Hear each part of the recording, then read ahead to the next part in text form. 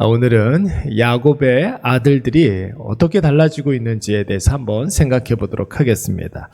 야곱의 아들들은 문제가 굉장히 많은 사람들이었습니다. 태어나는 과정에서부터 그들의 어머니들 간의 경쟁에 의해서 태어난 자들이었죠. 그러나 그것이 그들의 잘못은 아니다 하더라도 자라나는 과정에서 그들은 편을 나누고 경쟁을 하고 신앙과는 거의 무관하게 자랐던 사람들이었습니다. 그래서 그랬는지 각 아들들마다 크고 작은 문제들이 계속해서 벌어지는 것을 우리가 이미 살펴보았습니다.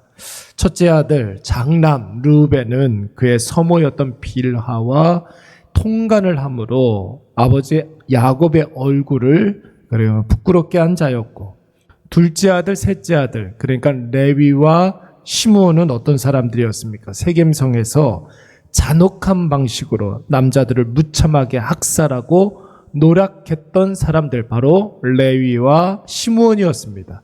넷째 아들 유다는 어떻습니까? 공동체를 떠나서 가나안 사람들과 함께 더불어 살았는데 그로 인해서 그의 며느리 다말과 잠자리를 같이 하고 자식을 낳은 그런 어처구니 없는 일을 저질렀던 사람이 바로 유다였습니다. 야곱의 다른 아들들 또한 위로부터 그렇게 물이 흐려졌는데 정상일 리가 없었죠. 한 형제된 아들 요셉을 왕따시키는 데 앞장섰고 심지어는 기회를 봐서 죽이자는 아들들도 있었습니다. 결국 요셉을 노예로 돈 받고 팔아먹고는 그의 아버지에게는 광야의 짐승떼들에 의해서 자신들의 동생 요셉이 죽임을 당했다, 이렇게 거짓말을 해서 온 가정에 여러분 큰 슬픔에 빠지기도 했습니다. 그러나 여러분, 요셉은 어떻습니까? 잔혹하고 비정한 요셉의 형제들 때문에 생각하지도 못한 노예 생활을 혹독하게 하고 상상할 수 없는 그런 죄수 생활을 했지만, 여러분 이역만리에서 제외한 그 형제들을 보고 너무나 반가운 그런 마음이 있었습니다. 자신의 신분이 애굽의 총리이고 형제들은 애굽의 양식을 구하러 온 사람들이라면 여러분 반가운 마음에 자신의 신분을 밝히고 형제들에게 무조건적인 호의를 베풀 수 있었지만, 충분히 그럴 수 있었지만 여러분 요셉은 그렇게 하지 않았습니다. 왜 그렇습니까? 요셉은 형제들이 어떤 사람들인지를 잘 알았기 때문에 그런 것이죠. 만약에 옛날에 요셉이 알고 있었던 형제들의 모습이 여전히 변하지 않았다면, 여러분 여전히 자기들밖에 모르고 지금도 편을 나누고 싸우는 사이라면, 거짓말이 습관이 되고 비정하고 잔혹하게 이를 데가 없는 사람들이라면, 여러분 요셉이 무조건적인 호의를 베푼다 할지라도 오히려 이 요셉의 형제들에게는 약이 되지 아니하고 독이 되기 뻔하기 때문에 그런 것입니다. 양식을 주면 양식 때문에 그들은 서로 싸울 것입니다. 편하게 대해주면 과거의 잘못을 뉘우칠 기회를 상실해버리고 마는 것이죠. 반대로 과거를 들먹이면 서로 남 탓할 게 원하고, 신분을 밝히고 안갚음을 하면 여러분 한 명도 살려둬서는 안 되는 상황입니다. 그래서 요셉은 형제들을 20년 만에 만났다는 기쁨도 있었지만 불가피하게 그들의 현재 상태를 알아볼 필요가 있었던 것입니다. 그들의 영적인 상태가 어떤지 알아봐야 하고, 서로 간의 사이가 예전처럼 서로 물고 뜯고 있는 그런 사이인지, 과거에 그들의 과오를 해결했는지, 더욱이 하나님의 언약을 계승할 자격이 되는지, 여러분 이런 것들을 지금 요셉은 알아보고 있는 것이죠. 이를 위해서 요셉이 지금 크로스 체킹을 하고 있는 거예요. 1차 애굽을 방문했을 때 제일 먼저 요셉이 형제들을 어떻게 시험했습니까? 정탐꾼으로 누명을 씌워보고 범죄자 취급을 한번 해봤던 것이, 그때 그들이 고백하기를 우리는 다 한 아버지의 한 형제들입니다, 이렇게 고백을 했어요. 뿐만 아니라 한 분 하나님을 섬기는 독실한 자들이니이다, 이렇게 고백을 했습니다. 여러분, 그렇다면 이런 고백만 놓고 본다면 분명히 과거의 그들의 모습과 지금의 현재의 모습은 많이 달라졌다는 것을 의미하는 거겠죠. 두 번째 시험이 3일간 감옥에 한번 가둬 보았습니다. 그들은 그 3일간의 투옥 생활을 통하여서 과거에 요셉을 노예로 팔아넘긴 그 사건을 기억해냈습니다. 그리고 그 일의 잘못됨을 시인하고 회개하게 되는 것이죠. 가나안에 돌려보내면서 그들의 양식 자루에 그들이 지불했던 돈을 도로 한번 넣어봤습니다.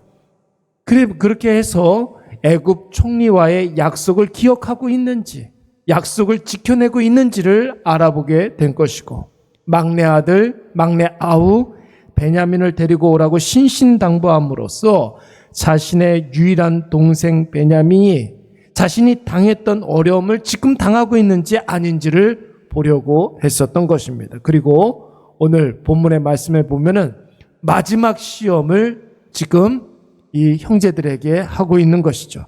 그들이 얼마나 하나님 앞에서 서로를 아끼고 서로를 책임지고 있는지를 알아보고자 했던 것입니다. 그래서 요셉이 어떻게 했습니까? 베냐민의 곡식 자루 속에 은잔을 넣어주고 책임을 물었을 때, 과거 야곱의 아들들 같으면은 베냐민만 애굽 총리에게 보내고 베냐민만 책임을 묻게 하고 자신들은 가던 길을 아마 그대로 가게 되었을 거예요. 그런데 여러분, 오늘 어떻습니까? 오늘 이 마지막 시험에서 야곱의 아들들의 태도를 한번 보시기 바랍니다. 자신들의 결백을 주장하면서 우리가 우리라는 사실을 계속해서 강조하고 있습니다. 여러분, 8절부터 보시면 우리라는 단어가 계속해서 반복해서 나오고 있는 거예요. 그리고 9절 말씀을 보시면 누구의 잘못인지는 모르는 그런 상황에서 만약 진짜 우리 중에 누군가가 총리의 은잔을 훔쳤다면 우리 모두가 다 당신의 종이 될 것이라고 이야기합니다. 과거와는 분명히 달라진 태도 아니겠습니까?